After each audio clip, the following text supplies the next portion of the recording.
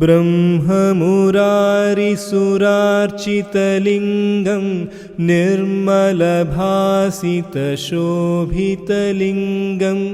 जन्मजदुःखविनाशकलिङ्गं तत्प्रणमामि सदा शिवलिङ्गं देवमुनिप्रवरार्चितलिङ्गं कामदहनकरुणाकरलिङ्गं रावणदर्पविनाशनलिङ्गं तत्प्रणमामि सदा शिवलिङ्गं सर्वसुगन्धसुलेपितलिङ्गं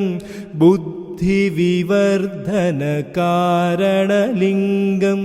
सिद्धसुरासुरवन्दितलिङ्गं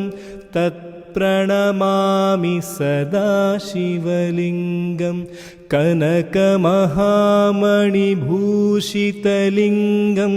फणिपतिवेष्टितशोभितलिङ्गं दक्षसुयज्ञविनाशनलिङ्गं तत्प्रणमामि सदा शिवलिङ्गं कुङ्कुमचन्दनलेपितलिङ्गं